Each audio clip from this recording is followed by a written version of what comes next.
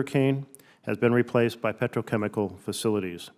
The free towns established when recently freed Black Americans lived as sharecroppers now sit right next door to these plants. And the state is not only not protecting them, it may in fact be discriminating. And I quote from a letter that EPA sent to Louisiana's Department of Environmental Quality. Quote, EPA has significant concerns that Black residents and school children living and or attending school near the Denka facility have been subjected to discrimination through LDEQ's actions and inactions in the implementation of its air pollution control permit program. End of quote. And where does this plastic go when we're done with it? Too often it goes to the municipal solid waste incinerators, where it's burned, with air pollution emissions comparable to fossil fuel power plants. The burning of plastics releases toxic gases like dioxins, furans, mercury, polychlorinated biphenyls, and it causes a significant range of health maladies.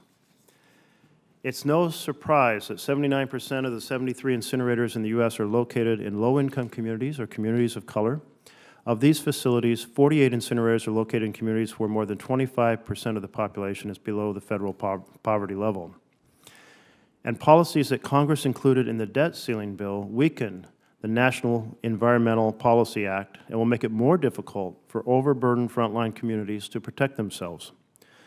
There's a lot of talk about jobs, so let's get some statistics on that. The cities and communities historically dominated by petrochemical production are overwhelmingly poor, and building petrochemical facilities does not lead to significant job benefits or economic prosperity for the surrounding communities. Port Arthur is home to the nation's largest oil refinery operation, but it has an unemployment rate twice as high as Texas' average. Port Arthur ranks as Texas' poorest city with a poverty rate of 27.2%, double the Texas average of 14.2%, or almost double. A study by St. Gabriel in Louisiana found that just 9% of full-time industry jobs were held by local citizens, despite the town having an annual per capita income of just $15,000, a third below the state average and half the national average. Whether it's intentional discrimination or because of lack of qualifications for the work, the result is the same. The burden of these facilities are placed on communities that receive little to none of the benefits and receive all of the pollution.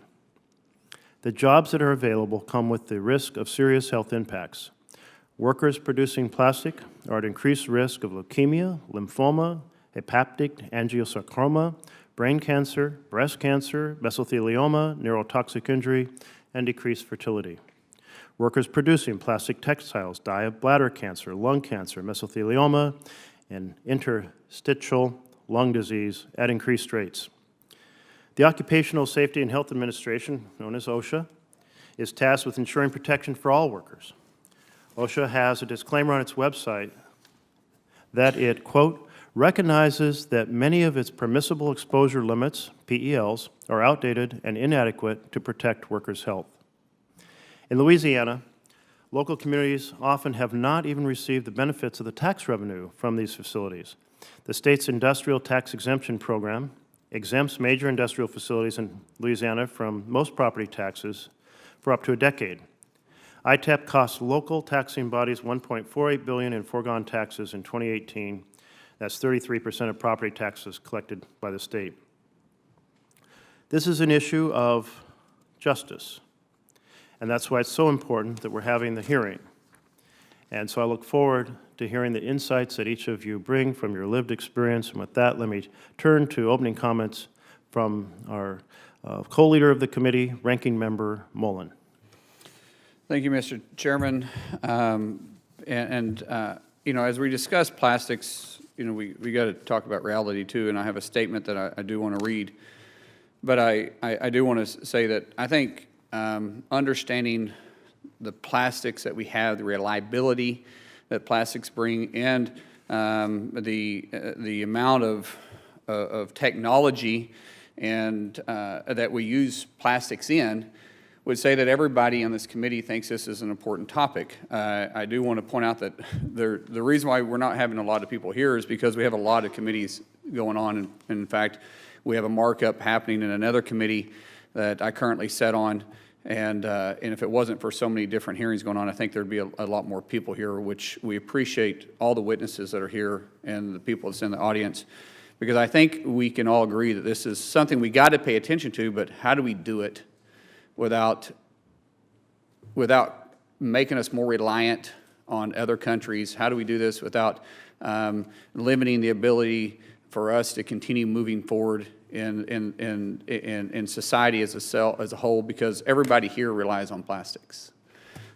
Everybody here has plastics either on your feet or on your clothes right now. Everybody here that has a cell phone has plastic.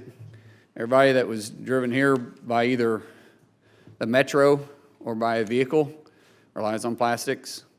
Every electric vehicle out there cannot be produced without plastics. Everyone that goes to bed and wakes up in the morning and takes a shower and dries off with a towel relies on plastics. Everybody that goes grocery shopping and buys your food relies on plastics. So it's not as though we can just limit it. It's just how can we do it better? And so we got to have the open conversation when we're talking about this, Chairman, is how can we do it better? And I'll point this out also in my opening statement. I don't believe we have a plastic problem. We have a recycling problem. And we have to learn how to make recycling valuable, where it allows us to be able to use that as a value base. And if we ignore that issue, guys, then you're ignoring the reality, because what is going to replace plastics? If someone's got a solution for that, then we'd probably already be there, but there isn't. I would like to first start by thanking our witnesses here today for attending this subcommittee hearing, including Mr. Kevin Sunday and Ms. Donna Jackson. Today's hearing highlights an original novel idea called environmental justice that has been transformed away from its original intent of helping poor and marginalized communities with specific needs into a social movement Democrats have taken over to push progressive policies forward under the disguise of social and racial equality. I think all of us in this community can agree to this. Everyone deserves clean air and water and access to reliable energy sources that will help create a cleaner, healthier, and safer future. What is missing from the discussion is that critical role the U.S. plays in manufacturing essential plastics, materials that are used in medical applications, helps deliver our clean water, can't get water delivered to you without plastic piping, and keeps our food fresh. Some witnesses today might make statements that plastics are harmful to your health, but they ignore the fact that plastics are already heavily regulated in the U.S. and have to go through intense, rigorous standards guided by science to be used in applications, especially when it comes in contact with your food and your medicine.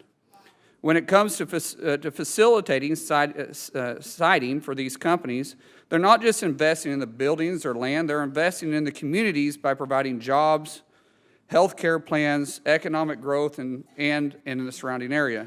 These benefits provide widespread, you guys are welcome to be here, but whoever keeps interrupting us, they either need to behave or they need to be removed, Chairman.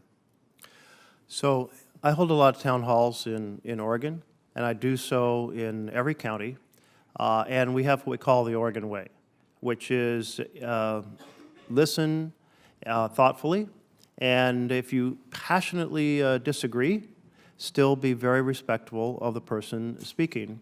And that includes members of the panel of the Senate, and that includes those who are testifying.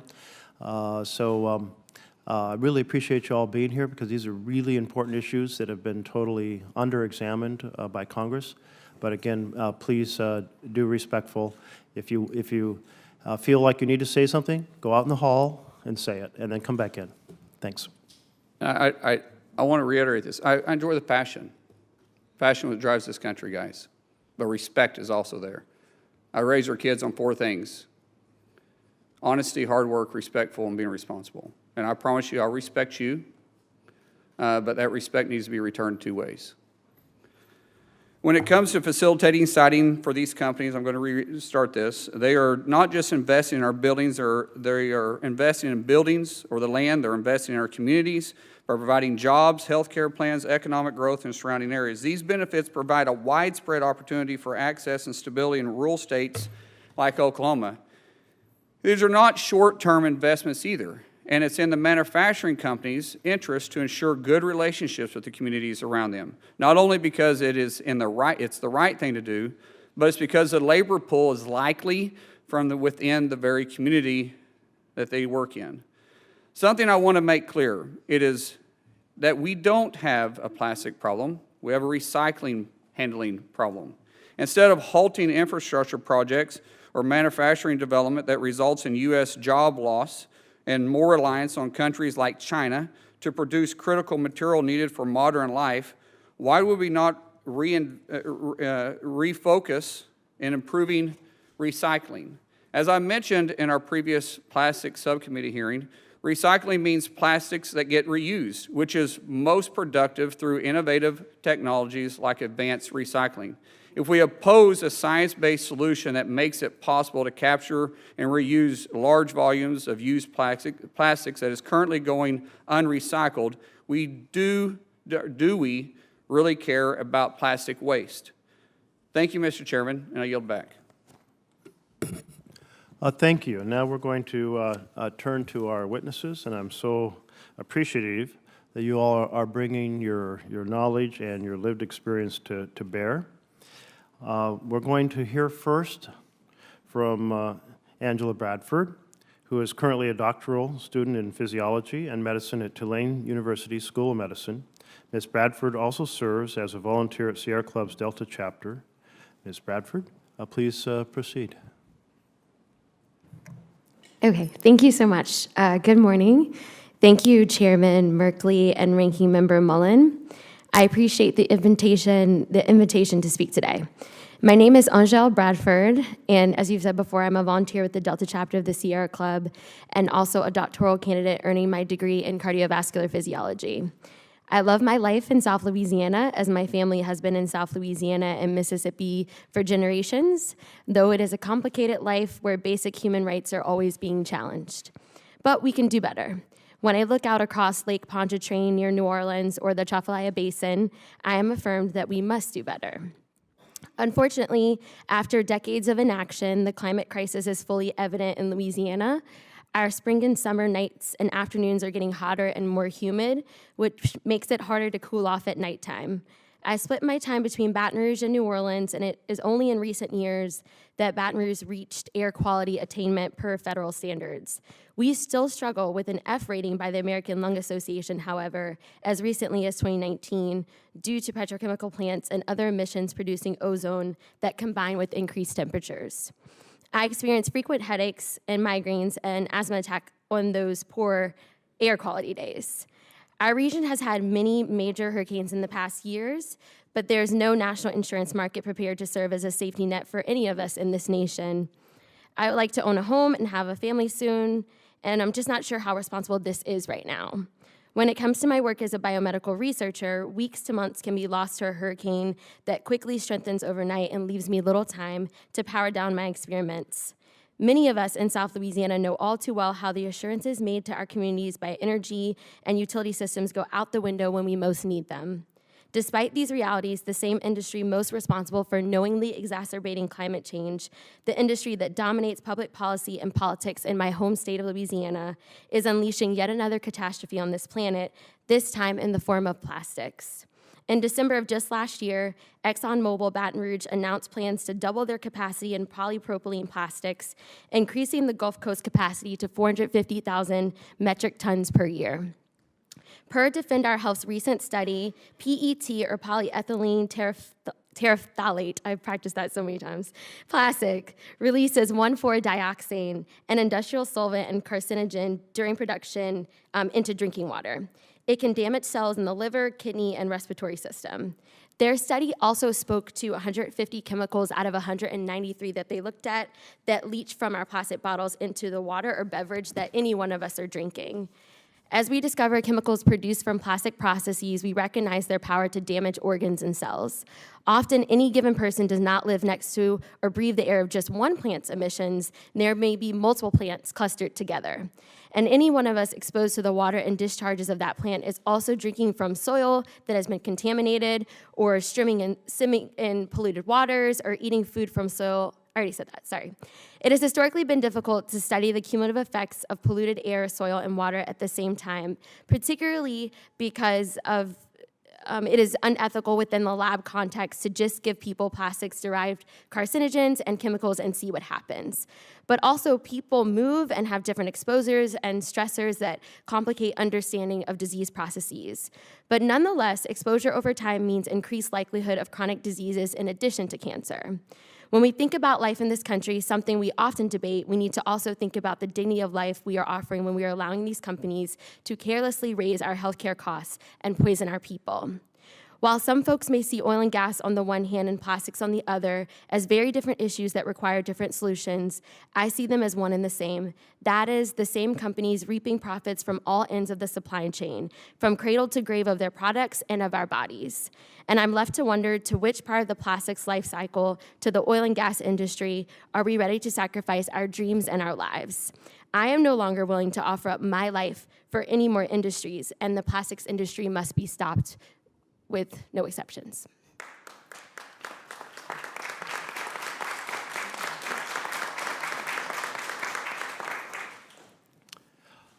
Thank you for your testimony, and we're going to turn now to Sharon Lavigne. I'm sorry if I'm mispronouncing your name. That's correct. Oh, thank you. The founder of Rise St. James. Lavigne has long served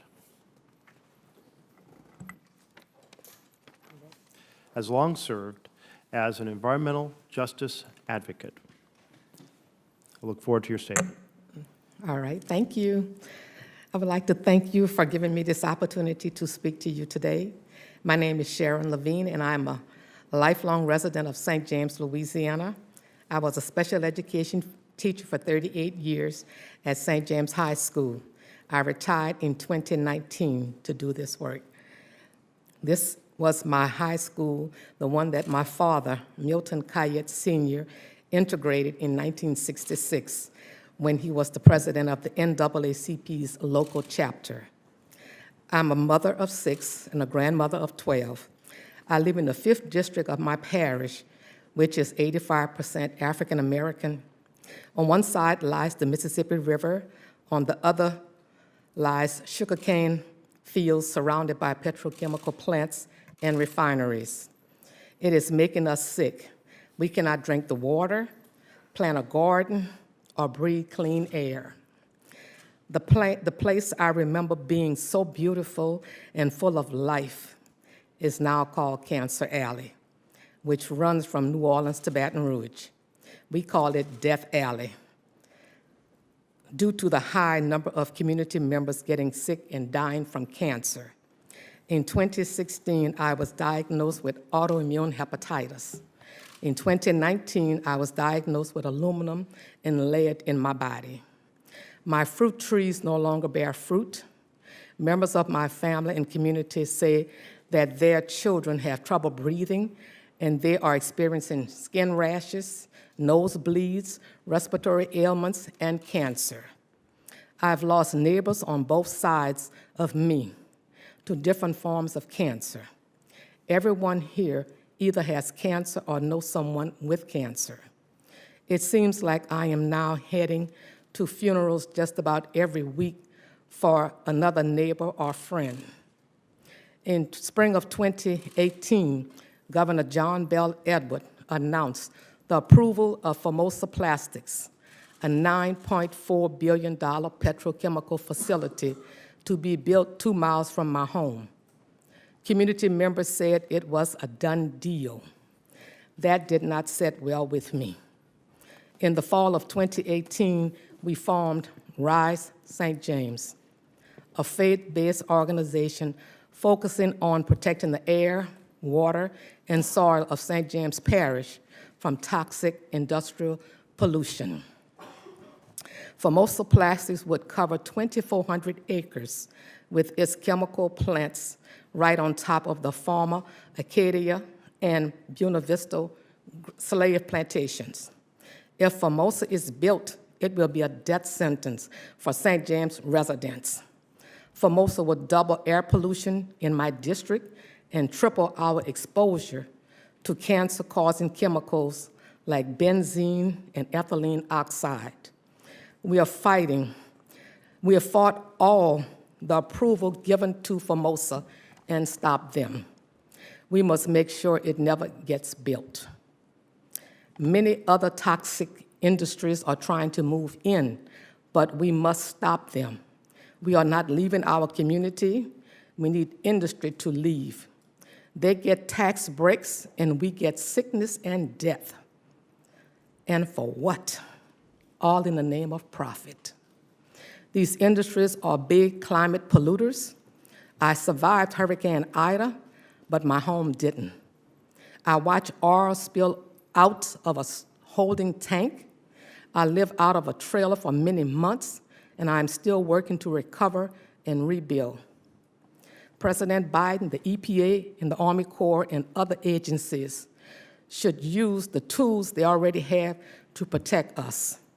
And you, Congress, could do so much by defending existing laws and passing new laws to protect communities and stop building petrochemicals and fossil fuel projects here in St. James and everywhere.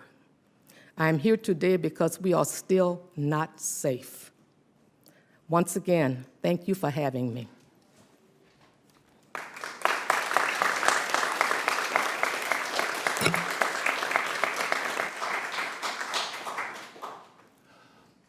Thank you very much, Ms. Lavigne, and thank you for your previous work as I understand, as a teacher, because education is so important to the next generation.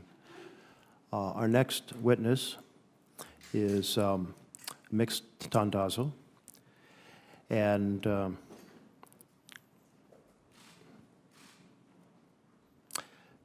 Ms. Tandazo serves as a statewide environmental justice organizer for the New Jersey Environmental Justice Alliance.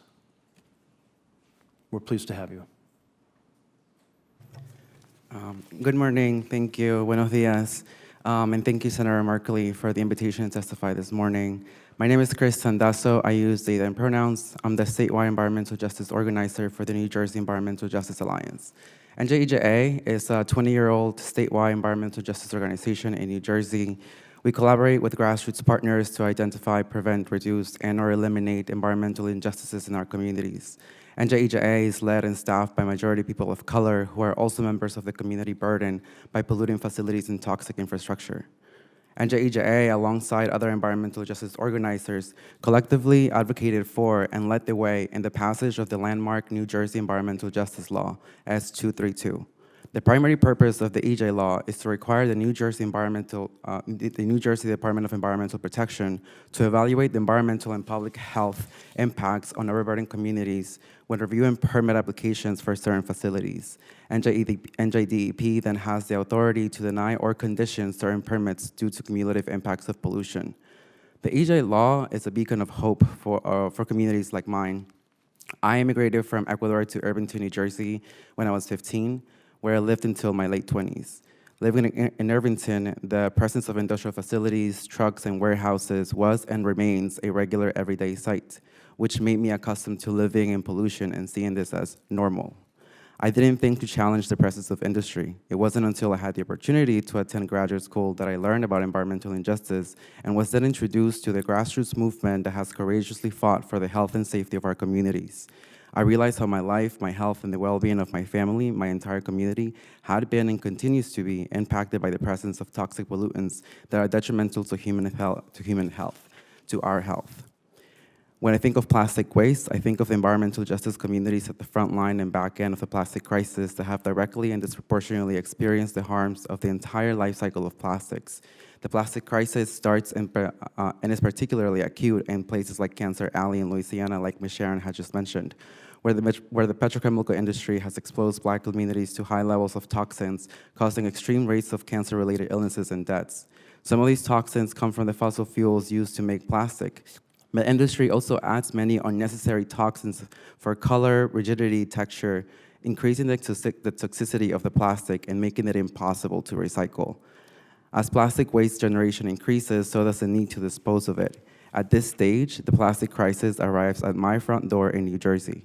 New Jersey is home to 3 incinerators. All of these incinerators are located in low-income communities of color in Camden, Rahway, and Newark, where the incinerators burn plastic waste from New Jersey, New York City, and many neighboring states, alongside all other types of waste. Burning waste, specifically plastic waste, creates even more toxins and severely impact the health for our communities, such as volatile organic compounds, nitrogen dioxide, sulfur dioxide, and particulate matter. These toxins are endocrine disruptors, damage reproductive and neurological systems, and increase the risk of cardiovascular and respiratory-related illnesses, which are already, for our communities, which are already so overburdened by other polluting infrastructure and socioeconomic challenges. I myself deal with respiratory issues. I'm congested most of the time, and it makes it hard to breathe when I'm being active outside. Many people close to me have asthma. And you know what? It makes this even sadder.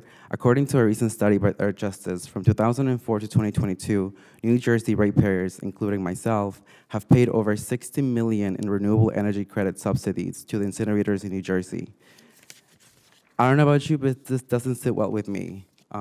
It doesn't sit well with me that my communities, my family, myself, we have been paying the incinerators to basically pollute us and to sacrifice us to a slow death. The current disposal of plastic waste in our communities is a manifestation of environmental racism present in zoning policies that allow for the siting of incinerators and petrochemical industries in communities similar to mine throughout the country. So we collectively urge this body to take proactive steps towards environmental justice, plastic reduction, to address the plastic problem that we have, and to alleviate the burden on our communities face. Thank you for your time and to ask me for testify today.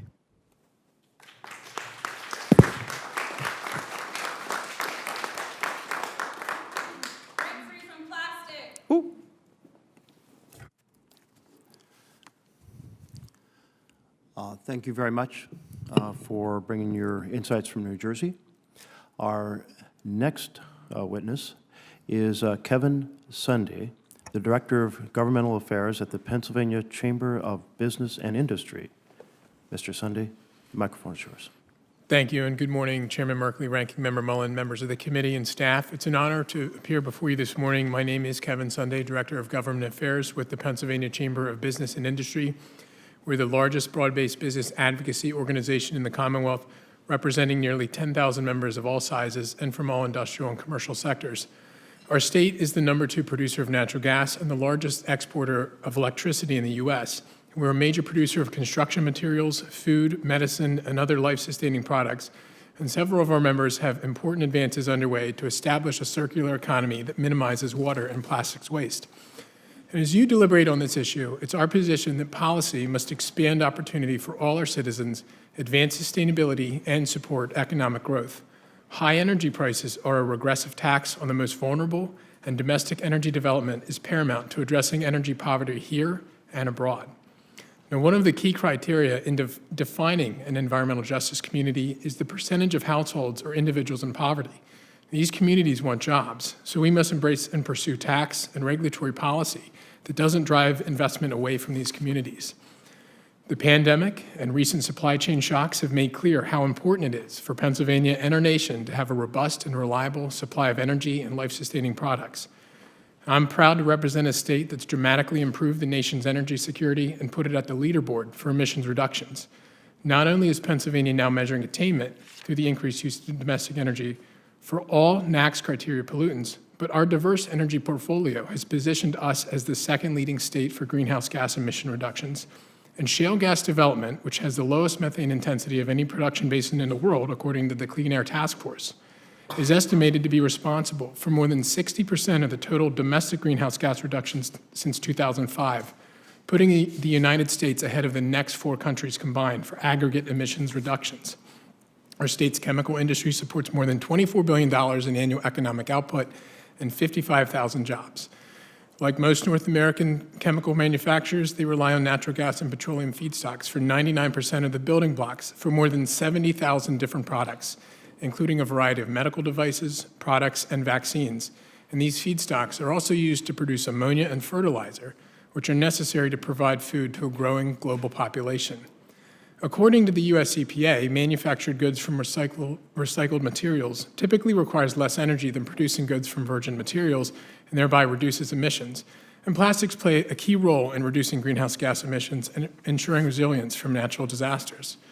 Our state's energy, plastics, and chemical industry are a major economic driver, but it has not been the case that plastic production operations in our state have triggered environmental justice analyses and the associated enhanced public participation process, owing both to the geographies in which they operate and the nearby demographics. Nonetheless, there remains an extremely protective and stringent regulatory regime applicable to these facilities and operations. Our members are leaning in, from a refinery in southeastern PA being recognized by a historic leader in the environmental justice movement for the company's community engagement, to an innovative zero landfill plastics recycling facility in Erie that's empowering the community to increase their own waste minimization efforts, an initiative that's being undertaken in partnership with community groups, the US EPA, and with support from legislators across the aisle, including Senators Casey and Fetterman.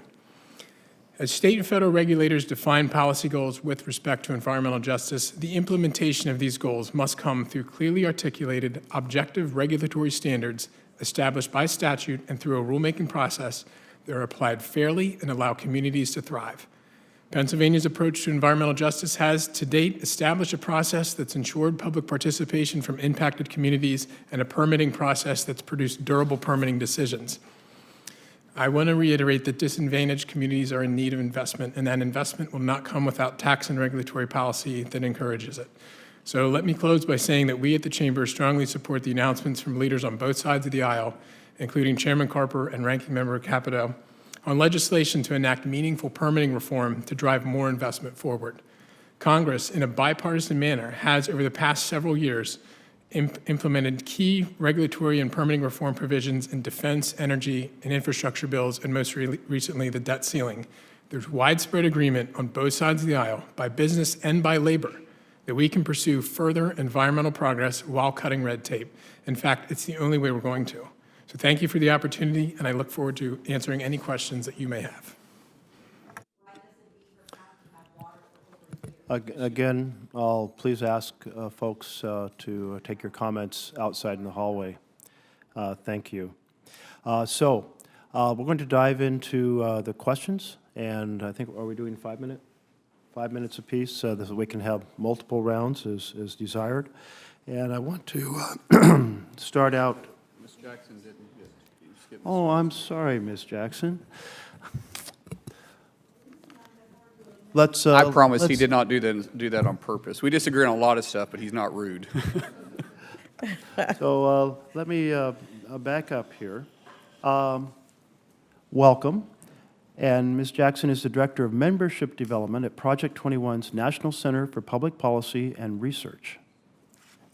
And now you have the floor. Okay. Chair Merkley, Ranking Member Mullen, and members of the subcommittee, thank you for allowing me to testify today. My name is Donna Jackson, and I am the Director for Membership Development for Project 21, the Black Leadership Network of the National Center for Public Policy Research. Project 21 is one of the oldest and largest Black conservative think tanks in the country. Our members come from from all walks of life, from small business owners to law enforcement, to assembly workers, to teachers, energy producers, clergy, and healthcare workers, and more. Most of us are not career activists, lawyers, or lobbyists, and more than a few of us actually live in the communities we hope to improve. We cover a wide range of issues, but our fundamental focus is lifting people out of poverty and dependence into prosperity and self-sufficiency. I'll make my main point up front, and I tell you, I think it is an overwhelmingly positive thing for struggling communities to have industrial facilities nearby, including plastic manufacturing. The high-wage, blue-collar jobs that these employers provide are in many cases the best ones available for those without college degrees. And if you look at the history of the creation of a Black middle class over the last century, it is these gateway jobs that lifted up millions of families and broke the cycle of poverty. I know that in my own family history, I can point to relatives who worked at Ford, General Motors, Chrysler, U.S. Steel, and General Dynamics. Not only were they able to provide for their family, but they were able also to become homeowners and save for retirement. Perhaps most importantly, they were able to provide educational opportunities that allowed the next generation to attend college and pursue various professions. And as a result, their kids and now grandkids have never had to suffer even one day of poverty or helplessness. To be blunt about it, it's downright crazy to suggest that my family would have been better off if these factories would have never been allowed to be located near them.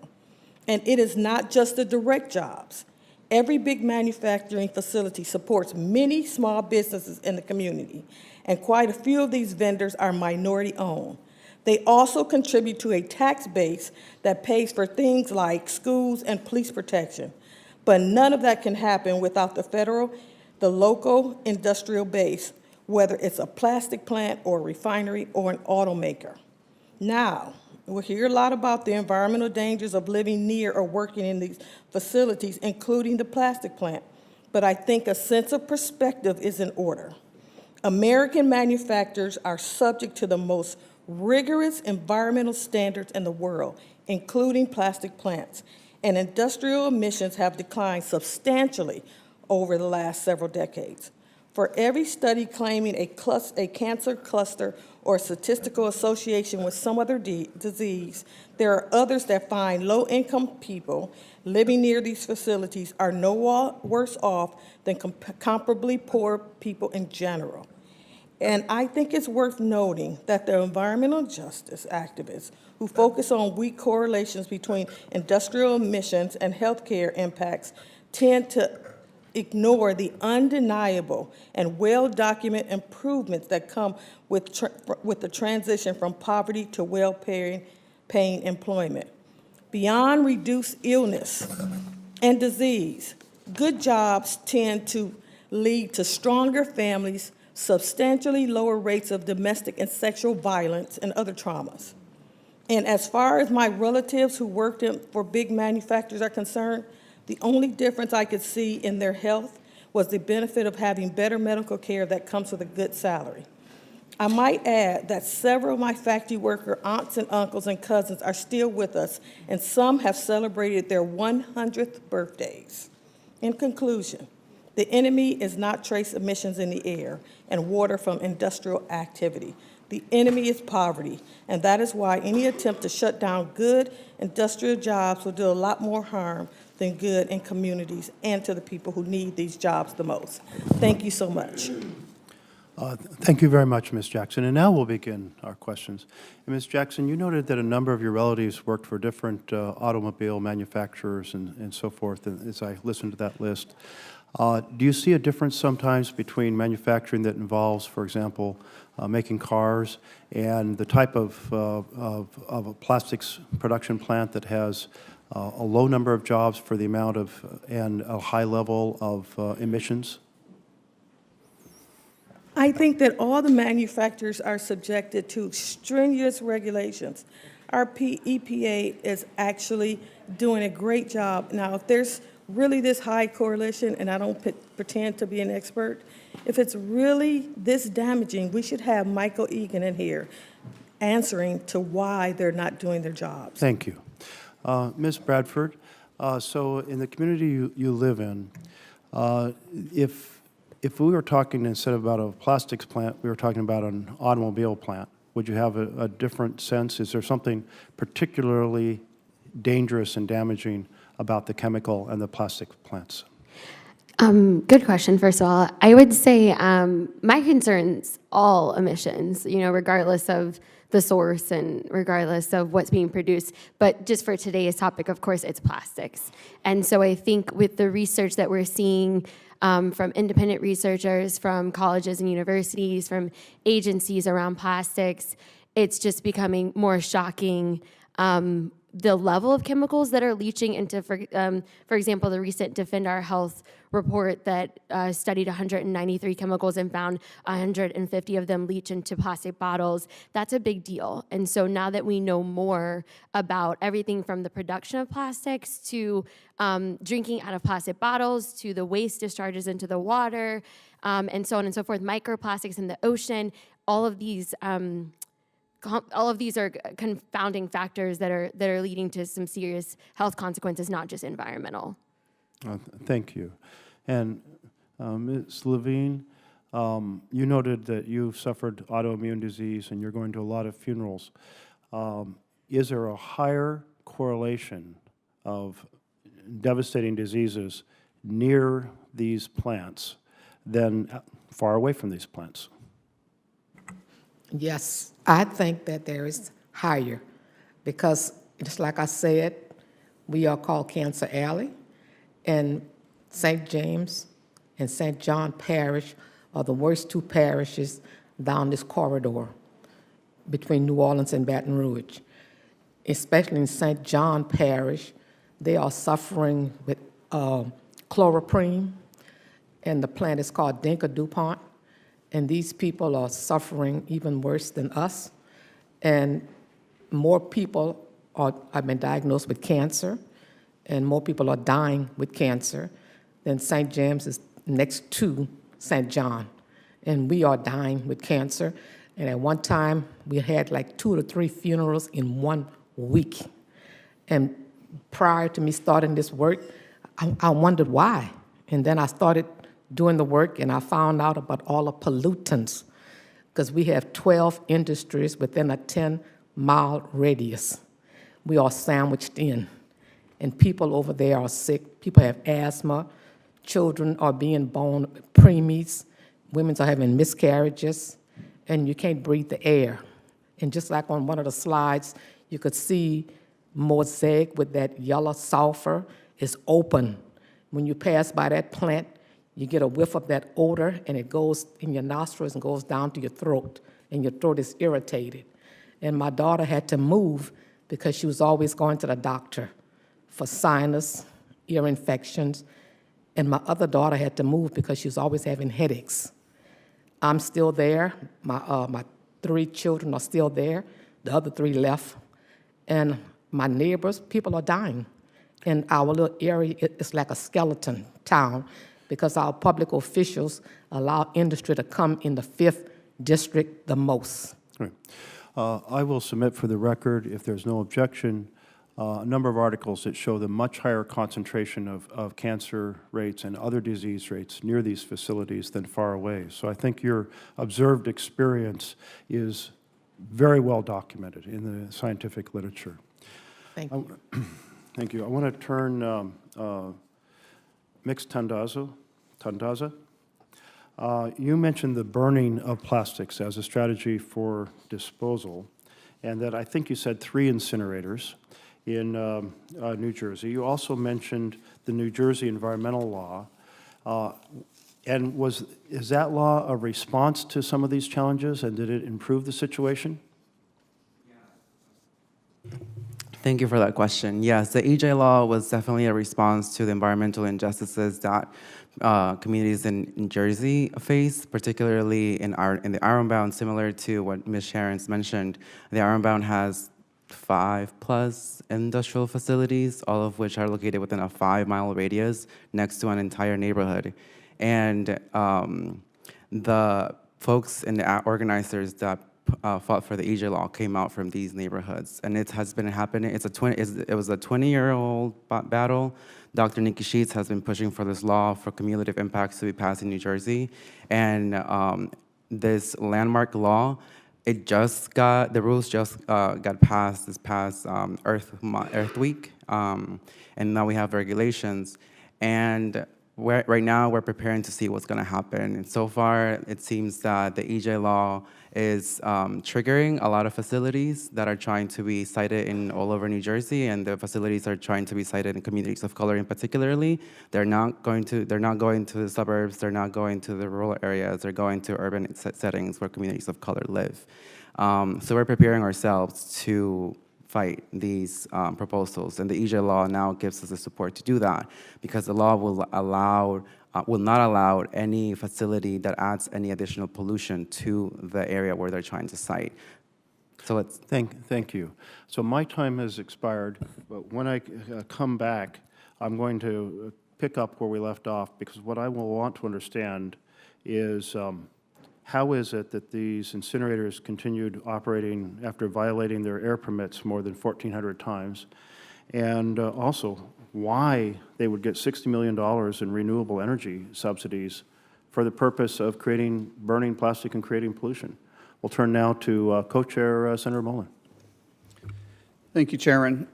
Ms. Bradford, in your testimony, did I understand you right, said that you want to end all plastic manufacturing? I said the plastics industry must be stopped. So does that mean end plastic manufacturing? I mean, in my dream world, sure, but I think that, go ahead. No, so I don't mean to be condescending here. I just point out, what's going to replace your glasses? Like, So why I would you wear do your know, glasses around your face? They're made of plastic. maybe. No, I don't they know are. what they're made out of. They are. What about, and I just point out some things here, because I just want to be realistic when we're having conversations, because when statements are made like this, I just want to open people's eyes and say, well, okay, that's easy to say, but what's the solution? Your water bottle in front of you. This one, Yes. That plastic? no. The lid is. That's plastic. Right. So Right. I would say to your your cell phone- question that I would first be concerned about single-use plastics, and then we can talk about alternatives to this. Your cell phone there.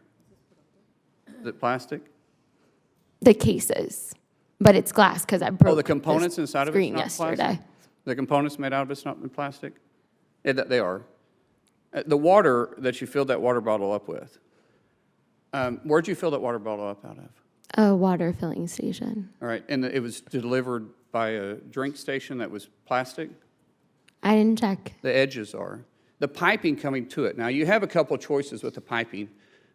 We could go back to using wood, but then you have to line it in chemical.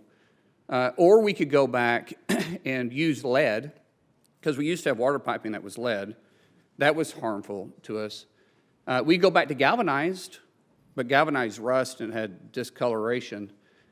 We go back to copper, but copper has to be mined, and everybody wants to stop mining in the U.S., so you use plastic to deliver piping that you fill that water bottle up with today. I point this out because the clothes you have on, I guarantee you have plastic in it. The shoes you have on your feet, the soles of those shoes are plastic. So we talk about any plastic manufacturing, and everybody in here cheers when you say that, but everybody here is depending on plastic as you set. So if you want to end it, then quit using it. It's kind of like, I don't shop at certain places right now because I don't agree with some of their policies. I choose not to do that. You can choose to not use plastic. Do your work. If you believe it, then live it that way. And if not, then tell me what the solution is. Mr. Sunday, can you manufacture a car today without plastic? Because we talked about manufacturing, the chairman brought up manufacturing cars as it is safe, but the components that go into the cars today, can you do that without plastic? No, Senator, and increasingly so with the new mileage mandates. You increasingly need to use automotive components that are plastics derived. So we wouldn't have manufacturing, today's modern manufacturing, if we didn't have plastics, correct? Correct. Ms. Jackson, do you agree with that statement? Yes. So what's the alternative for manufacturing? Because the Democrats talk about middle-class wages. Middle-class wages typically come directly from manufacturing. What is it that we're manufacturing that doesn't have plastic in it today? Nothing, and you know what? It would increase the cost of everything if we turn to an alternative, and it would disproportionately impact low-income people who have lower incomes. It would be another regressive tax on the poor. So according to your testimony, Ms. Jackson, it sounds like you're saying that the environmental justice agenda does more harm than good for low-income families. Is that correct? Yes, and I have the unique opportunity to see both sides when the industry comes in the area and when it doesn't. As an auditor, I worked on Nissan North America. Nissan North America moved to Smyrna, Tennessee, where it built the largest automotive manufacturing plants, and the transformation was astonishing. I mean, it went from a community that was poor to a community that U.S. World News Wow. voted one of the top 10 places to retire.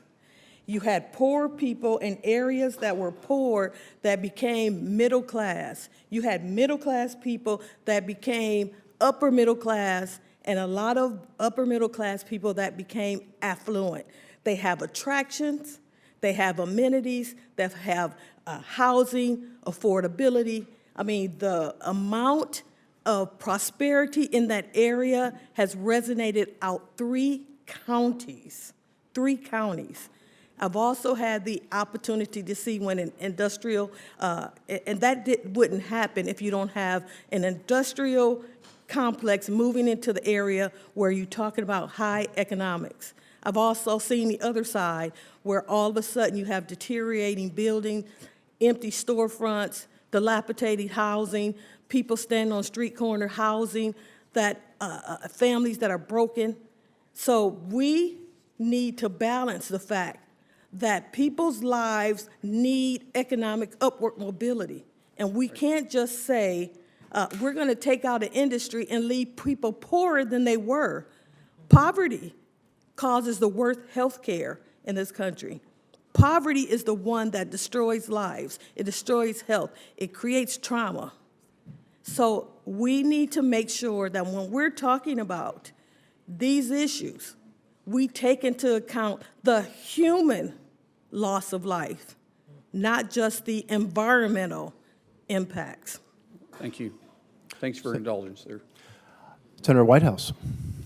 Thank you, Chairman, for your persistent focus on the plastics problem that we face. Mixed Tandazo, the U.S. plastics recycling rate is less than 10% once you actually put it in the blue bin. For single-use plastics, about 2% of the feedstock is recycled. The rest is all new. And the industry is recommending that, as an alternative, we go to high-heat waste disposal facilities like pyrolysis facilities. Do you have a view on what dangers those facilities pose for adjacent communities? Thank you for the question. Yeah, those are what I would consider schemes to deceive this body and anybody into thinking that they're actually doing some good. If you're burning plastic, you are still emitting the toxics and the chemicals that are used to make plastics are still being burned.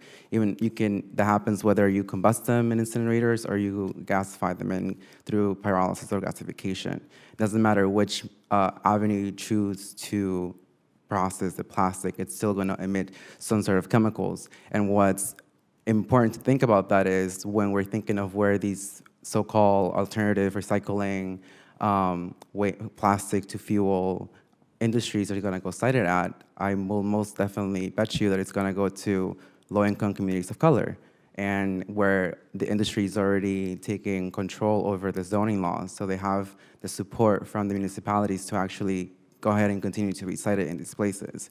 And that's why the EJ law is important, because the EJ law would allow communities themselves to hold the corporations accountable from and actually do a process to prove that their operations are not going to harm our communities. Thank you.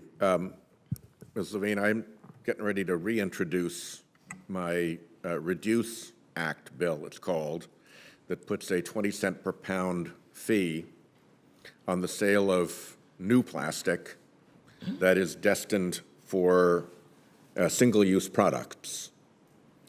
to try to help with that 2% number where there's so little recycled plastic being put into single-use plastic.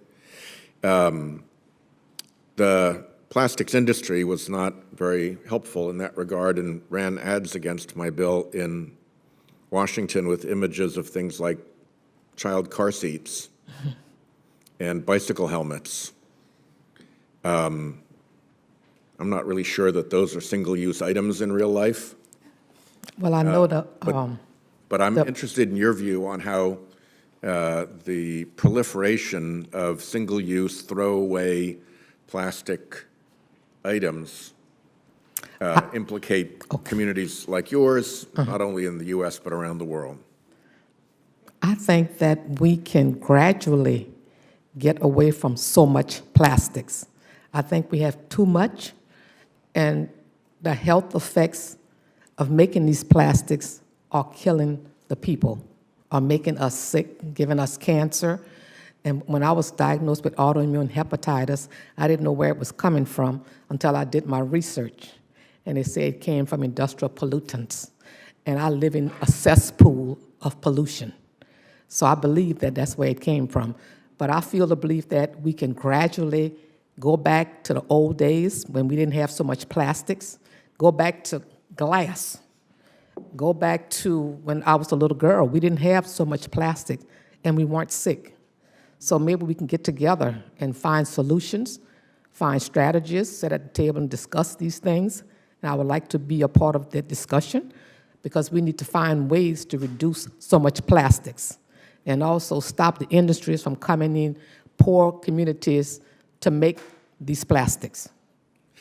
Mr. Chairman, there are some, I think, pretty reasonable minimum standards that we should start pushing towards.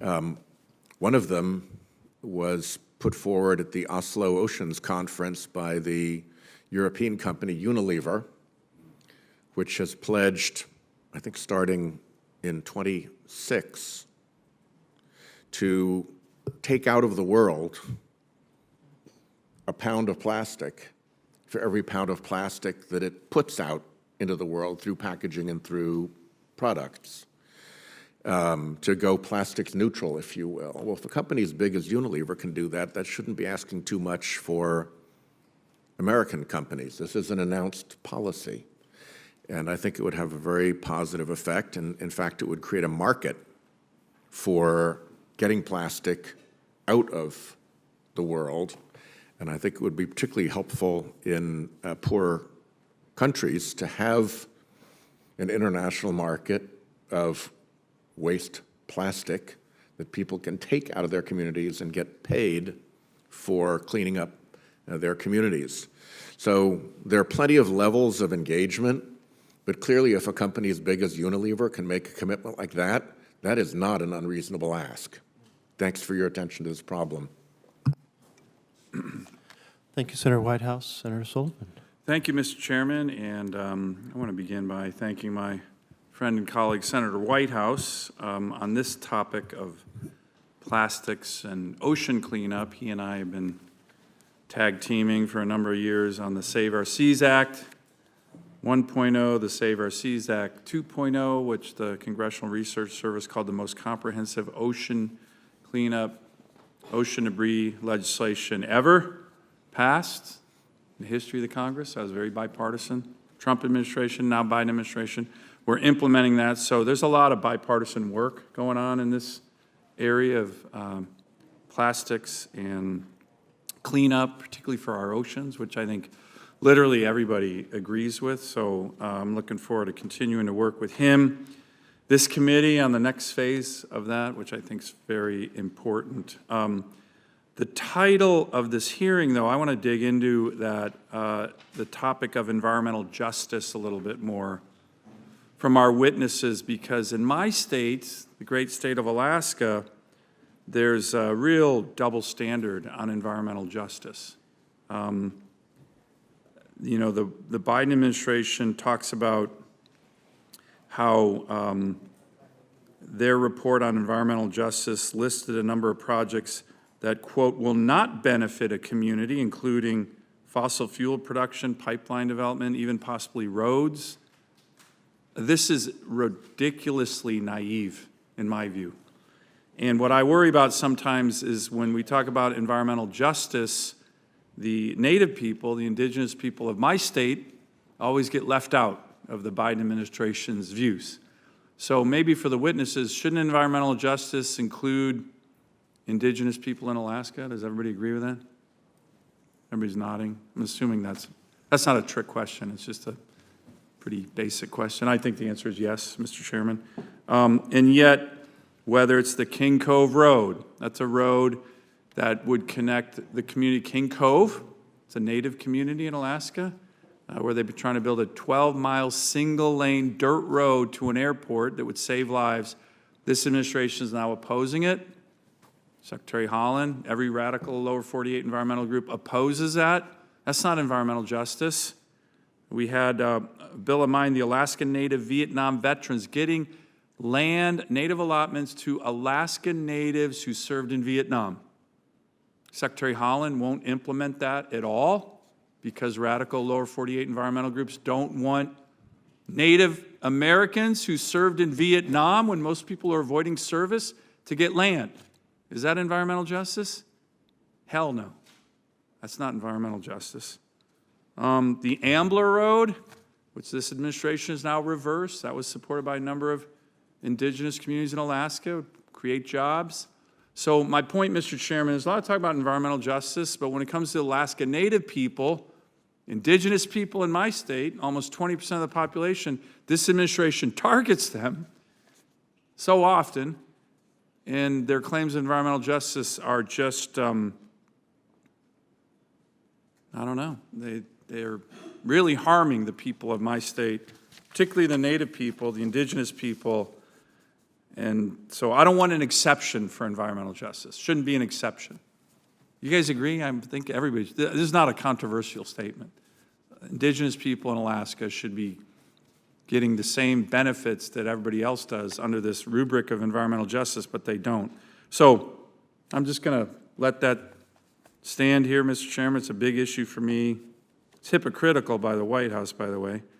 But let me just ask a general question, maybe Mr. Sunday, Ms. Jackson. And again, I've worked hard on the issue of plastics and pollution and making sure we don't pollute our oceans. But one thing I do worry about is that if we crack down on plastics here, the production of that, it's just going to drive it overseas to China, places that don't have strong environmental standards like we do. Is that a concern, and should we be making sure that any action or legislation we take doesn't have the perverse impact of driving operations and jobs to China, where their environmental standards on the production of plastics aren't nearly as high as ours? You have a view on that, Mr. Sunday? Yes, Senator, thanks for the question. It's the right perspective. As I mentioned in my opening statement, the U.S. greenhouse gas emission reductions are greater than the next four countries combined. Yeah. China's is greater than all the OECD nations. So I'd rather we use our... China's going up the other way. Correct. And ours are going down. Right, Good. because of the revolution in the production of natural gas, correct? Yes, sir. Ms. Jackson, do you have a view on that in terms of, we don't want plastic production going to the dirtiest producer, which is China, and then taking our jobs away. Do you have a view on that? Yes, you know, it's our economy that's always being attacked, even though we're the least polluters. Yeah. China is the greatest polluter. Right. But yet they're being able to get the benefit of when we attack our economy, when we kill our jobs, we push them over to the biggest polluter. If you really believe that plastics are a danger to the planet, it should be a danger no matter where it's produced. Correct. But somehow only Americans are being penalized. So we don't want to kill jobs and then send production to China that will pollute the environment globally even worse. Yeah, I mean, I think it just goes to the narrative that we don't really believe this. It's this kind of where we want to just signal that we're good people. But if you care about people, you care about all people. And if you believe that plastics are harming individuals, why harm other people overseas? How come they're expendable? And it shouldn't be that way. But again, this country is subject to the most rigorous regulations. And those companies are actually meeting those standards. And if they're not, why is it Michael Regan in here talking about why we're not making sure that our companies are not adhering to those standards? Because nobody really believes that. Thank you. Thank you, Mr. Chairman. Thank you, Senator Sullivan. So we're going to have additional 5-minute rounds as people would like. One of the things I find interesting about the plastics conversation is when we identify some of the significant harms that have developed as the production of plastics has increased. It's often pointed out that, well, there's plastics in almost everything. And this is pretty accurate. Nylon is a plastic in our clothes, Dacron, et cetera. But when you have harmful effects, it isn't the right answer to say, well, there's nothing that can be done. And so one of the conversations is, how do we distinguish between necessary uses of plastic and those that are not necessary? Because maybe we can reduce those harmful effects by reducing how much we produce. And when we produce it, how do we produce it in a way that's less harmful to the communities in which it is located? How do we reduce the emissions and reduce the cancer and the disease rates there? And when it is used in our consumer economy, how do we reclaim it in a fashion that it doesn't end up in our rivers and in our oceans, affecting our ecosystems? How do we reduce the amount of microplastics? Because I can tell you, in the health of our children, having the fact that we now consume the equivalent of a credit card of plastic a week through microplastics in our food and our water, that's a very serious health issue. So I want to encourage a conversation that is based in reality, that there are real issues, that plastics have real roles, but we may be able to work together through this set of hearings to develop a set of ideas on how we can keep the essential and necessary roles, but eliminate the unnecessary, or at least eliminate the side effects or reduce them. So that's the conversation we're engaged in. And Angelle, Bradford, you mentioned single-use plastics. And is that an area that you think is kind of ripe for us to target, to try to reduce? Yeah, for sure. We had human existence and efficiencies prior to single-use plastics, and we can have that without them, after them. And to the point that you were making, I think that it's the responsibility of every industry in this country to come together and figure out what actually makes sense. Because yes, we can't power down everything immediately when it comes to plastics. And there are some medical uses, and of course I use them in my lab, but we haven't always. And so there's many ways to go back to less dangerous, less harmful plastic or non-plastic material. And then also we know from recent reports that have come out that there are alternatives to a lot of the chemicals that are being used that, because maybe they're cheaper, are not being replaced. And so we need industries, the petrochemical and plastics industry, to replace a lot of the chemicals that they're using. And you know, one of the chemicals that gets significant attention in plastics are endocrine disruptors. Is that something you're familiar with? Yes. Can you maybe explain that for us? Yeah, so when you think about the endocrine system, you're talking about hormones, and hormones regulate a lot throughout the body. And so essentially plastics are, their chemicals are disrupting the natural processes of your body, and that can lead to autoimmune diseases or dysfunction of kidney, liver, central nervous system. Endocrine disruptors have several different negative effects and can be carcinogenic as well. There's various studies that have suggested that there is a link between plastics, which we end up inhaling or eating, and the effects upon breast cancer, prostate cancer, and for that matter, sperm production. Should Americans be concerned about these types of health impacts? So I will say I would be concerned across the board with all of these things, and I think it's only now that a lot of researchers are thinking through not just the historical ways in which we thought, maybe diabetes or cardiovascular disease or kidney disease develops, but what role does plastics now play in that? And we are seeing that, in our country, we have a lot of chronic diseases that have not been, we have not gotten under control, that we're still seeing increased diagnoses for people. And you do have to start to wonder, and hopefully we'll see more money for research in the areas of determining the role that plastics play in those diseases development. Thank you. And I want to turn mixed Tandazo to the conversation about the new law in New Jersey. And so is it kind of the bottom line is that better regulation can reduce some of the harmful effects? Yep, that's right. And is it a combination of federal regulation and state regulation?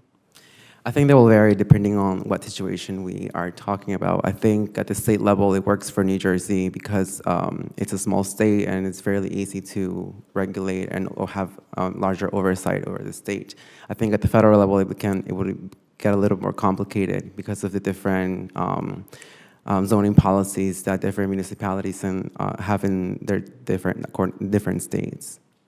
So the incinerators have violated their air permits more than 1,400 times since 2004. Mm-hmm. Were those, I think those air permits would have been state air permits. Am I correct about that? Mm-hmm. They're So this state. is state enforcement.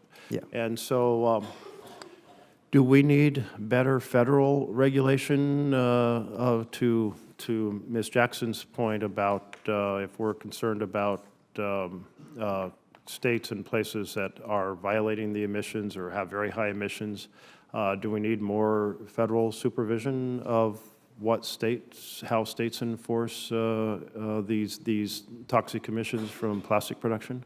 I think there is an opportunity to do something at the federal level, but I think it would definitely be more efficient to do something state by state. I think the federal government can support by emphasizing different procedures and regulatory systems that can be implemented in different laws, but it is possible to do it at the federal level. President Biden just passed the Executive Order for Environmental Justice this past Earth Month, and it would be incredible if we can pass that executive order into a law, because then we would have more federal oversight over not just polluting industries that work at the state level, but also polluting industries that work at the federal level, because a lot of them can be also, they're not fully oversight by the state. Some of them have federal legislations too. Thank you. We've been joined by Senator Markey of Massachusetts.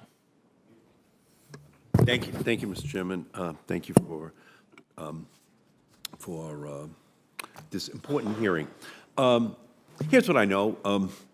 Japanese women in Japan contract breast cancer at only 1/3 the rate of Japanese women once they move to the United States. I mean, their daughters are growing up their whole lives.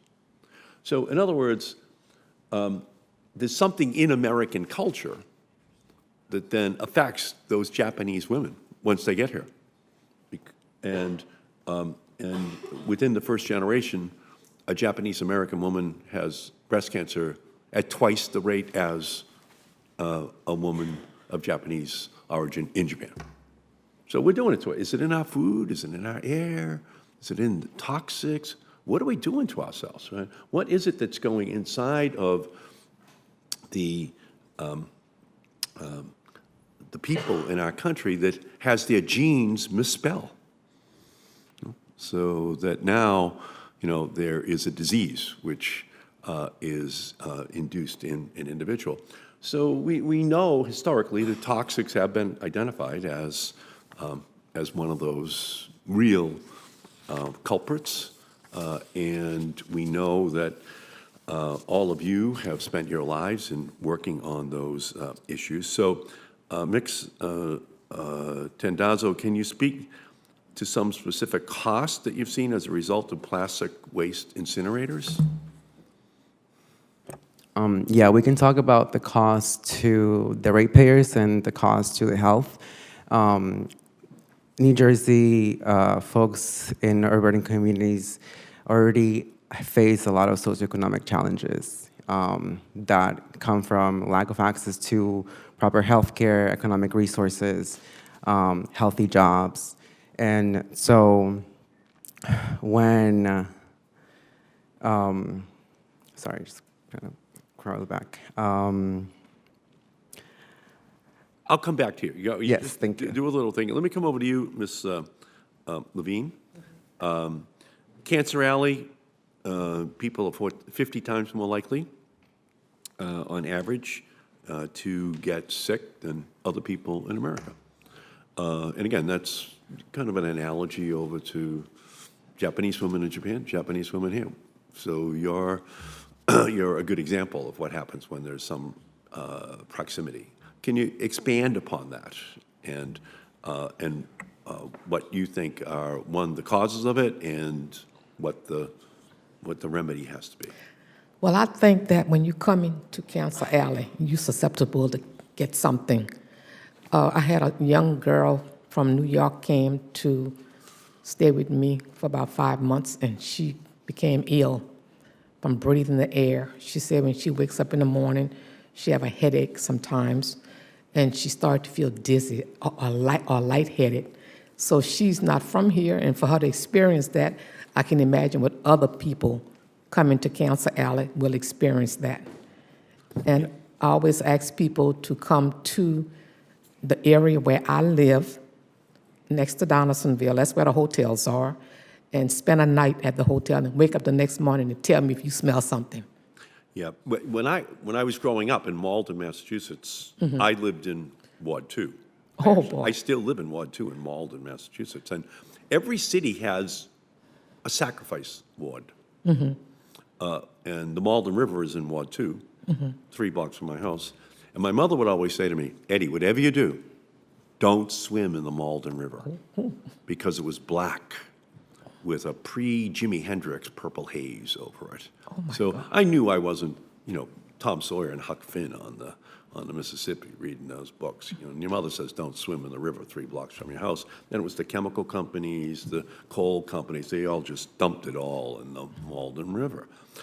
So you live in that ward Yes, in I Louisiana. sure do. You live in the petrochemical I sure do. sacrifice zone, Sacrifice Cancer Alley. zone. And every city has that ward where everyone thinks they can put all of those I don't dangerous think that should be. I think we have the right to breathe clean air and drink clean water. I don't think that we should be a sacrifice. So, and beyond the dollars, the human costs, the healthcare costs are dramatic. Yes. Can you just expand on that a little? I think industry should pay for my illnesses because they made me sick. Yeah, thank you. And You're welcome. do you agree with that, Ms. Jackson? I think that I feel sorry for the illnesses that she's suffering. But at the same time, I know that there's some studies agree and some studies don't agree. But I feel sorry, and I hope that she feels better. That's what I can say. Okay, thank you. There's lots of studies out there. Some say there's a direct correlation, some don't. So I think we don't know enough information to be able to tell. Well, from at least from my perspective, I think there's a pretty clear correlation that has been established. I know up in Woburn, Massachusetts, when I was a young congressman, this mother came to me with her little boy, Jimmy, and he had leukemia. And what she had done was then go door to door to door to door to door in her ward, and she found another 5 children with leukemia, all within 3 or 4 blocks. And that, so I helped to bring in the EPA to do the big study, and it eventually became a movie called A Civil Action that, kind of spotlighted this Woburn case, and all of those children died. But we were able to come in here and just make sure we clean up that site. They were dumping all of those chemicals, Monsanto and others, into the ground and into the water, and young children were being exposed to it. Senator Markey, can you stay for another 5-minute session? Yes, I may, yeah, so, oh, I'm sorry, and I'm sorry to run over, but anyway, thank you all so much for your courage in standing up, because we just have to do something about this. This is a crisis in our country. Thank you, Mr. Chairman. Thank you. Senator Mullen? Yeah, I just want to follow up with Ms. Bradford. You stated you're against single-use plastics. What specifically are you pointing at for single-use? What products are you talking about? Thanks. So definitely straws, definitely plastic bottles. I won't say anything else because I can't think of anything else right now. So are you for recycling and advanced recycling? No, because it doesn't work and it doesn't happen. Well, then in your case and everything's single use at that point. If you're not for recycling, then you can't say you're against single use and you're okay with everything else. Because if you're against I'm it, for then you're against facts, all of it. and I think only 9% worldwide are actually recycled. That's why I say that we should focus more on recycling. Because if you can tell me you're for recycling, then maybe we can work to something. Because a while ago you did say you wasn't against all of it because you got to be realistic, but you're against single use because that's what the chairman asked you. And so if you're against single use, then you must be for recycling. No, because it doesn't work. Well, then that doesn't make any sense at all. Okay. Because you can't exist without plastic today. We've already pointed that out. And so I don't know what the alternative is, and we talk about this all the time. It's like Ms. Lavigne mentioned that that glass is an alternative. But if you remember, sir, at our last hearing we had on plastic, for the record, I submitted the McKinsey and Company study that showed that actually plastic has a less carbon footprint than glass. So where are we moving towards? What is it that we want to look to? If we're still for the middle class, and we got to have manufacturing, we pointed that out, that we can't do without it. We're against it, but yet everybody here is using it. I just see a lot of people having a thought process because it sounds good, but no one's actually living by what you believe. I don't have any single-use plastics in my house. You know that for a fact? I know that for a fact because And what I products go. do you not have? What products? Because you just mentioned water bottles, I don't have water bottles like that in my house. but most of these water bottles are actually recycled, including the one that I'm having. So I am a masochist and I do participate in recycling. I just know that it doesn't work internationally. It's not adding up. Well, I would suggest you maybe doing your homework a little bit more when you come up here and you start talking about this stuff, that you actually understand what it is, the impact that you're talking about. I do my homework. I do understand the And you impact. can't- I do know I'm wasting my time recycling because most of it's not recycled. Then, And that's because of the industry. And the fact Okay. that plastic is in everything is because the industry forced us to have then it. quit using plastics. Well, the industry should stop making them. Quit using them. If you feel that way, then I quit. do. I just told you I do not have single-use plastic bottles in my house. I But do what you're I against- can. Hold on a second. You're against all plastic, but you have plastic all around you. So if you're against plastic, then don't use it. Live by what you're saying. There's a lot of people around here that I disagree with, but if you live it, I do live and I it. respect it. Ma'am, you don't, because you have plastic on your face, you have plastic on the water bottle, you have plastic on your I feet, do you have not plastic on own your companies to create these things. So I cannot make these things. But until they are available, we're stuck with some things. I do what I can. Do you believe in? Do you believe that we should have solar systems, or not solar systems, but we should have solar panels on our house? I do, but I'm here to talk about So solar panels. what's are on made the out of plastic. agenda.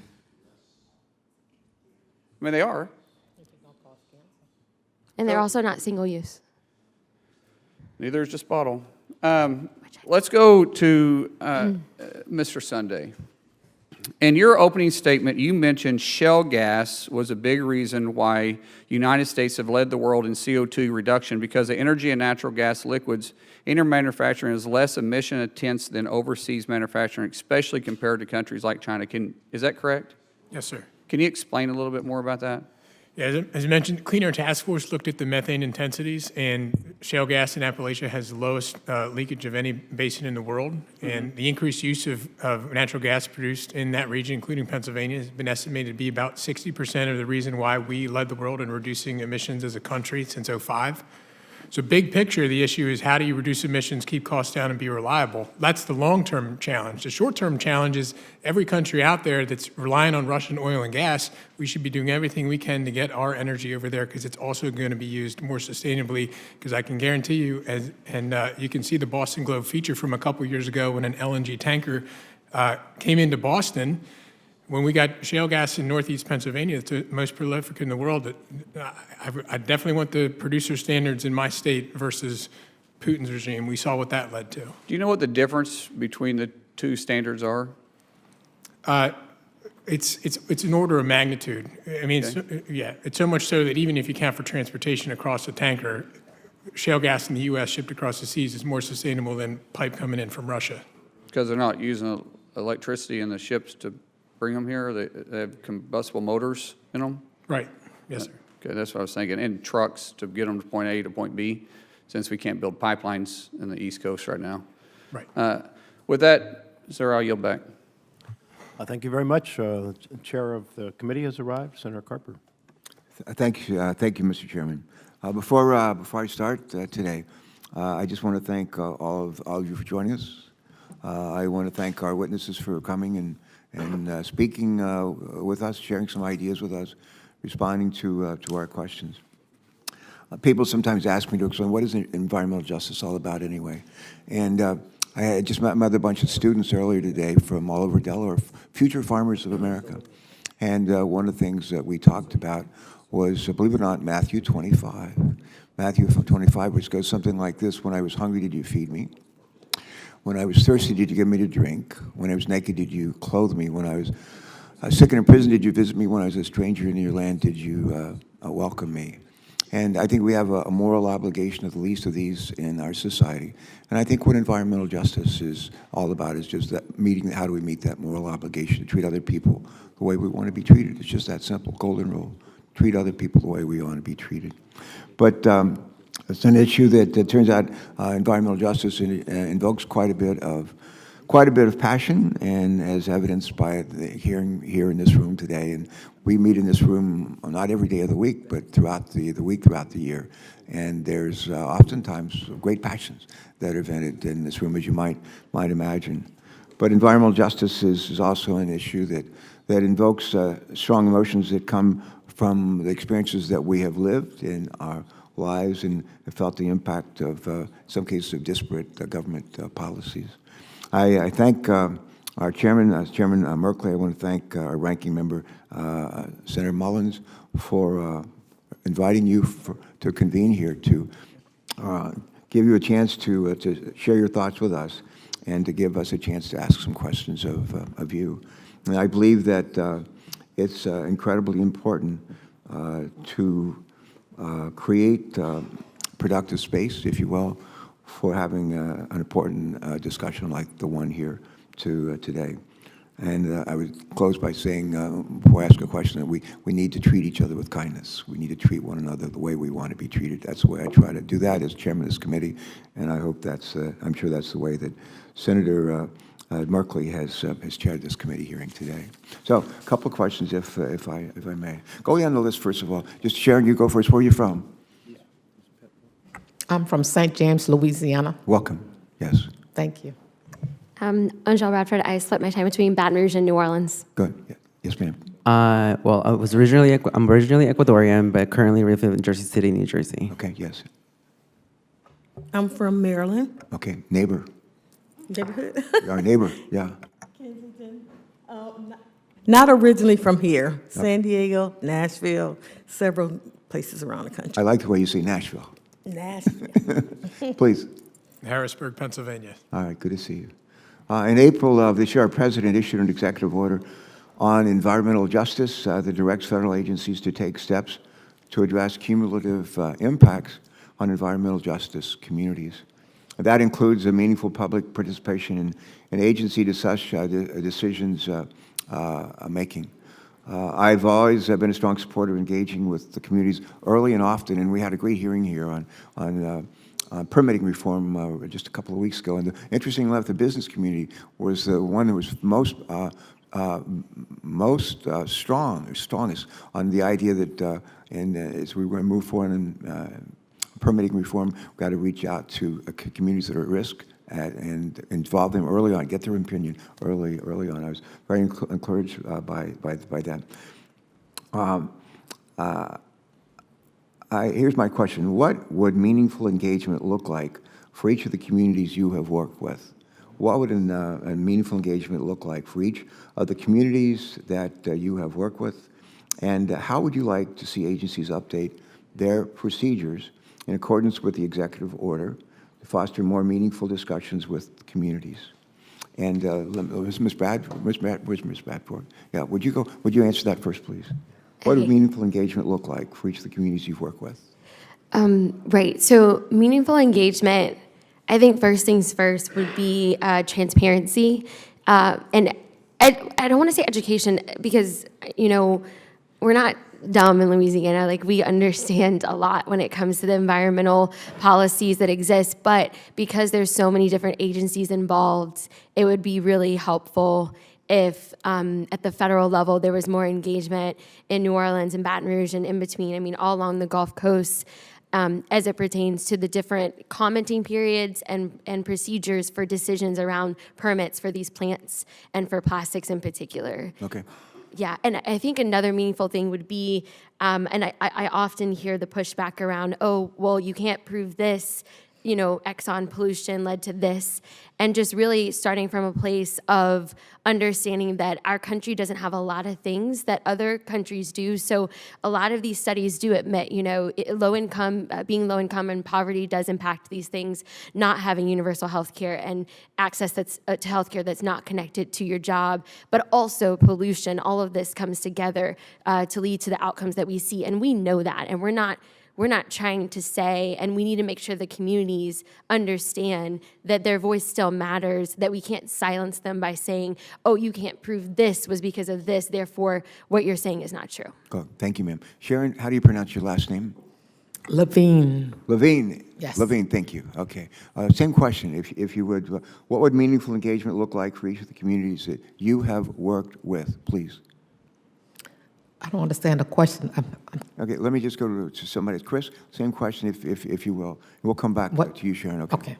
Yeah. Chris, any thoughts? Yeah, definitely. I think I would actually like to mention the environmental justice law again, because the environmental justice law actually has meaningful the environmental justice law in New Jersey actually has meaningful engagement as part of the policy. So the way that it happens is that when a facility wants to create a new, industry in a community, they have to go through a process through the DEP. The DEP then analyzes whether this facility is going to have any sort of additional polluting, contributing with more toxic pollutants to the community. And then it calls for a public hearing. The public hearing involves community members. The community members have to, the DEP is responsible, not the community, the DEP is responsible for holding this community hearings in which they invite the facility that has the air permits and they invite community. So the community then hears the permits and then they decide,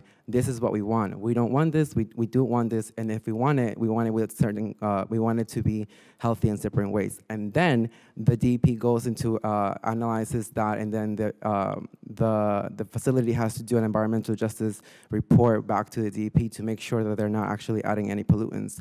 And if they pass, then they get approval for their permit. But if they don't pass, their air permits gets denied, and so then they don't get constructed. But this is how the EJ law has made sure that community is 100% involved in the entire process of what facilities are going to go into our communities. Thank you very much. Sharon, I'm going to come back to you, and I'm going to pronounce your name correctly. Is it Lavigne? Lavigne. There you go. And here's a new question. Through your testimony, you shared with us the impact that decades of pollution have had on your community. And what is it, St. James Parish? Yes. St. James Parish in Louisiana, including disparate health outcomes for communities of color. In order to support the Louisiana Department of Environmental Quality in addressing these disparities, the EPA recently announced a grant to the state agency funded through the American Rescue Plan and the Inflation Reduction Act that would set up an air monitoring project in St. James Parish, your parish. Yes. Here's my question. What kind of impact will this EPA grant have on you and on your community in St. James Parish? And additionally, are there other actions or engagement efforts from EPA that have been effective in helping your community in St. James Parish? Well, in my community in St. James Parish, the people don't have a voice. The politicians make the decisions. They don't follow protocol.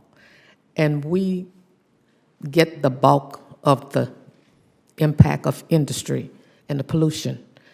If the people had a say-so in what's going on in our community, I don't think any of this would be happening to us. And in Congress, we need to involve the people in making these decisions, the people that live in those communities that's impacted. If you want to see what's going on, Congress need to come to the communities, the local communities, and see what's going on for themselves before they make these decisions, because it's killing the people. And I think we should have people's lives protected instead of industry being protected. And that's what's happening in St. James. All right. Mr. Chairman, my time has expired. You've been very generous with it, and I appreciate that. Are we out of time? Thank you very much, Chairman. Well, we're actually going to Senator Markey, and then we can come back to you if you'd like to ask some more questions. Go ahead, Eddie. Do you want to go? No, go ahead. Thank you, Mr. Chairman. So when Ms.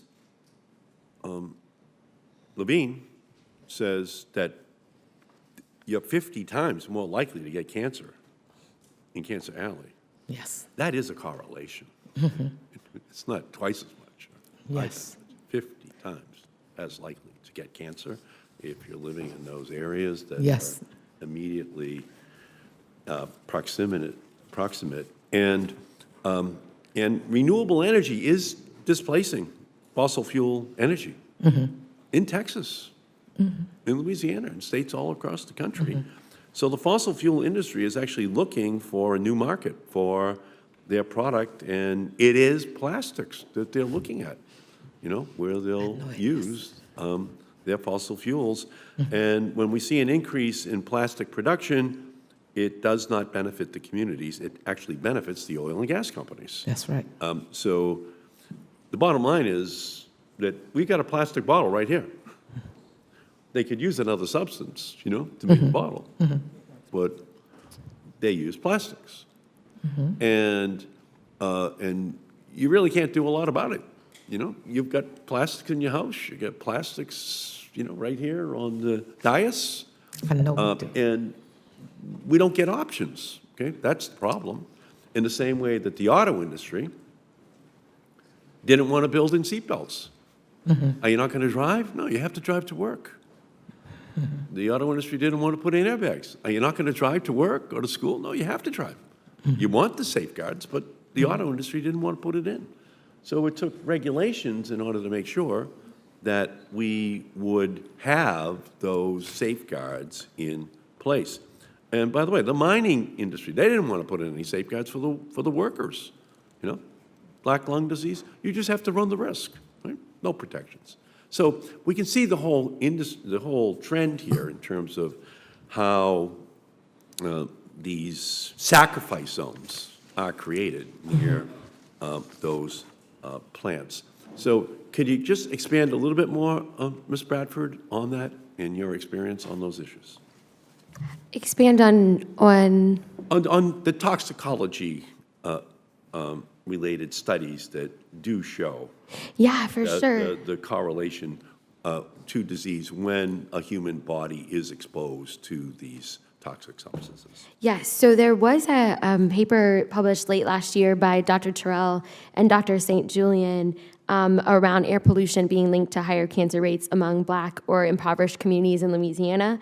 And they concluded that regardless, our analysis, so I will provide context. So just like I said before, they did speak to the fact that low-income communities, low-income Black communities in particular don't have access to health care and preventative care for sure.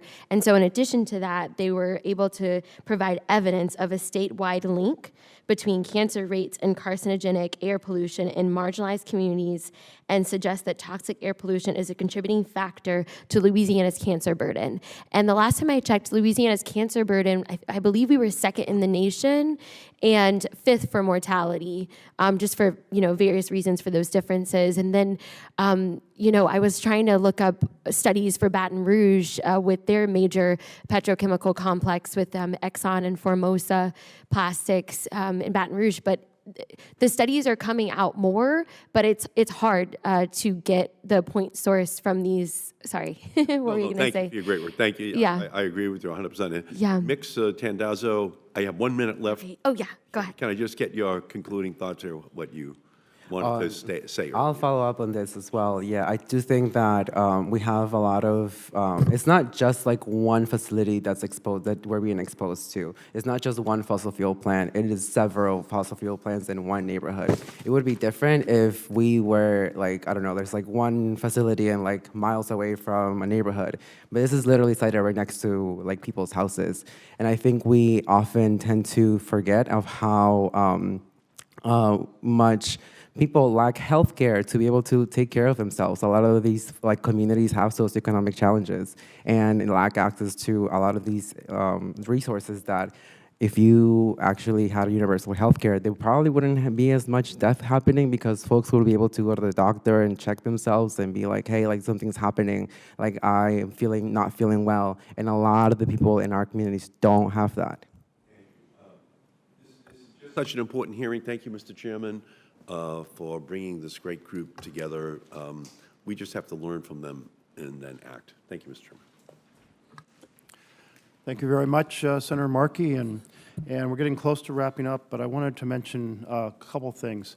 I like the analogy that my colleague represented about cars. Cars are essential, but when they were without seatbelts or airbags or bumpers or crush zones, there were a lot more people died. And in this case, we're trying to figure out how the pollution can really be limited, the bad effects can be limited. I was kind of struck about the conversation about water bottles. We have 3 examples up here. We have a glass, so it can be used 1 million times. We actually have a pitcher, and this pitcher is not glass. I'm not sure about the one on your table there. They look like maybe those are glass. This is not. So we have, but both of them are reusable thousands of times. And then my colleague had a plastic water bottle, and it's designed for single use. Some states have deposits on those bottles.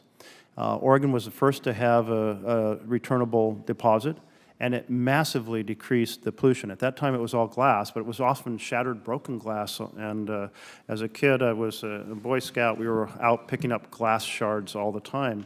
And when we did in Oregon the first return bill in the nation, which was 5 cents, which would be equivalent to a quarter today, well, they just disappeared completely, because if somebody else left one, you picked it up yourself, and people are like, yeah, for the equivalent of 25 cents today, you didn't waste it. And then we had another problem, which was the flip top on aluminum cans, and those little flip tops, sharp, and they were being digested by animals and stepped on, and feet were cut.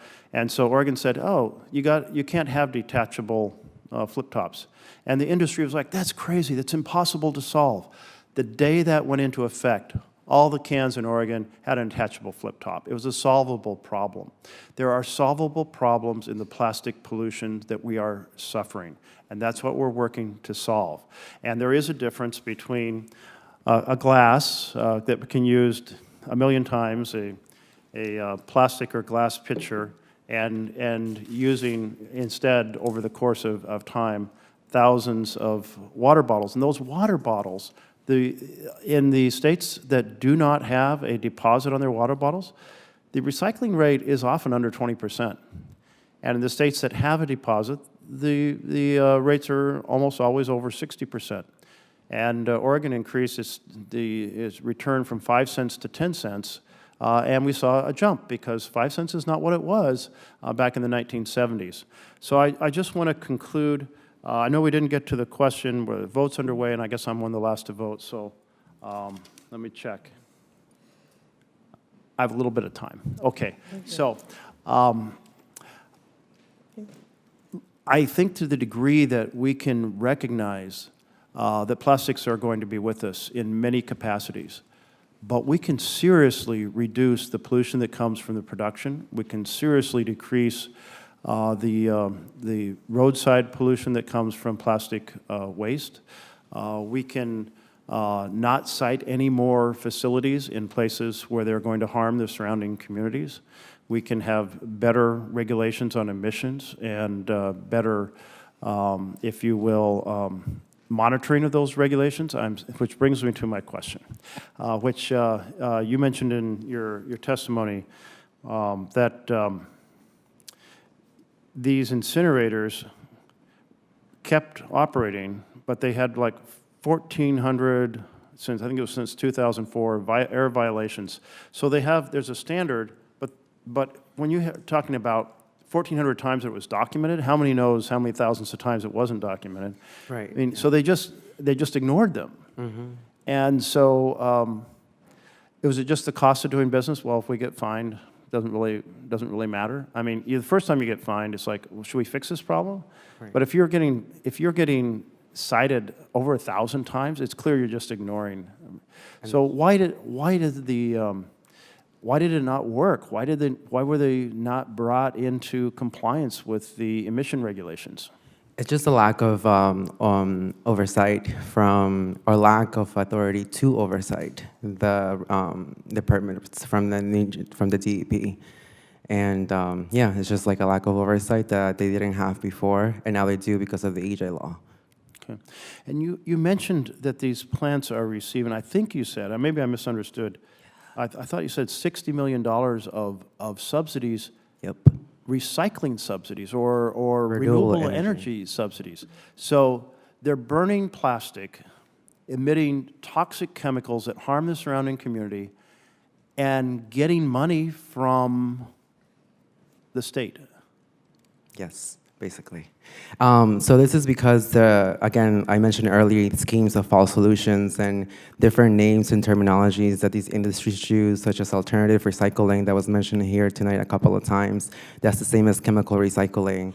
The incinerator industry uses waste to energy to label themselves, or municipal solid waste, municipal solid waste. And because they label themselves this way, at the federal level, they have been recognized as a renewable energy resource. And because they're recognized at the federal level under the Renewable Portfolio Standards Program, they receive federal funding, federal subsidies for renewable energy credits. Yeah, so basically they lied about what operations they do in order to get to make it seem like they're actually green energy. And the claim is that they're a renewable energy resource because they're able to generate energy from burning trash, which would then mean that their source and the resource that they need in order to constantly generate electricity over the decades, it's trash. So that means that they are dependent on trash, that there's no incentive here to reduce the amount of trash or plastic pollution that goes into anywhere. They need this incentive, so they're not trying to stop the production of plastic. And so when we have policies like extended producer responsibility that can hold them accountable and reducing the amounts of plastic, then we can, they're gonna have to start being holding accountable. But we are actively working to get the incinerators removed from the renewable portfolio standard from the federal program because, and that's just $60 million for the New Jersey incinerators. We have also been paying out-of-state incinerators, and overall it's like $160 million that we have paid from 2002 to 2024, and I can give you the report on that. And on top of that, the amount of energy that they produce is like 1% of energy, so that's not renewable. I recall when I was a kid and camping, someone said, whatever you do, don't throw any plastic into the campfire because the fumes are toxic. Like everybody knows, the fumes from plastic are toxic. And yet here we are incinerating it and putting those toxic fumes out into the surrounding community where they're producing much higher cancer and disease rates and also when the plastic is being made. Definitely. Ms. Lavigne, you mentioned, or the conversation came up about sacrifice zones. The idea that, hell, we've got low-income communities, they can't fight something effectively, so we'll just put this toxic, polluting plant and squat in the middle of them, and maybe they'll get a few jobs. And you have fought that successfully. To what do you attribute your success?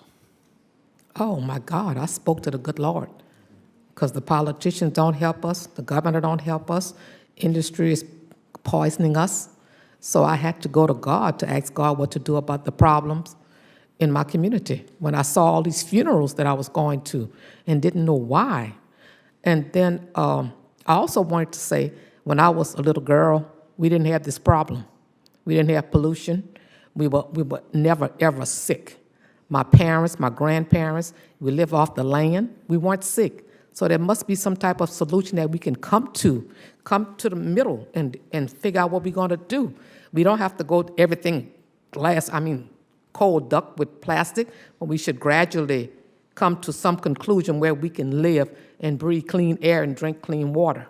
So these zones where there's extensive emissions that are making people sick and killing them, so-called sacrifice zones. Yes.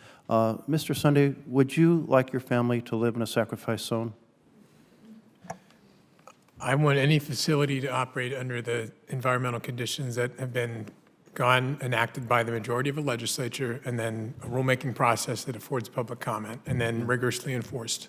So just to be clear, if you were aware that your child is moving to a new location and their proposed location is right next to a plant in which there are extremely high cancer rates and other diseases caused from those emissions, you would say that's just fine? This is the other part of public engagement. It is not just the voice of the communities where the facility is going to be, but a discussion from the regulators about what the strict standards are going to be enforced at the facility. And armed with that knowledge, folks can make their decisions. Yes, but what would your decision be? I think that people need to have economic mobility and make the decisions for themselves and be involved in the public process. Yeah. Well, my answer would be very different. I have 2 children who are just now starting out on their careers, and they may well be moving a lot. And if they were moving to a location next to a plant that had high cancer rates and emissions, I would say, do you really want to live there? Because, you can't undo the damage that comes. And I think every parent in the world would say the same thing. And I realize you're here representing a point of view and you didn't want to really answer the question, but I suspect you wouldn't want your children in that situation next to a toxic, death-creating camp production facility either. So let's keep working towards understanding that we have to have conversations about the effects. We can't ignore them. There are very real health and pollution impacts on humans, on communities, on our ecosystems, and then let's figure out how to diminish the problem. It isn't as simple as it was with no flip-tops, right, on cans. That was an easy fix. But industry fought that like crazy, absolutely cannot figure out how to do it. They had the solution instantly, as soon as they were required to do so. And I think if we create enough conversation about the need for change, then industry will help us work together to come up with solutions. So I want to thank you all for bringing your knowledge and your real experience to bear. This is an incredibly important conversation about one of the least understood yet most significant toxic challenges in America. With that, the hearing record will remain open until, I have a script I'm supposed to read on that. You got it?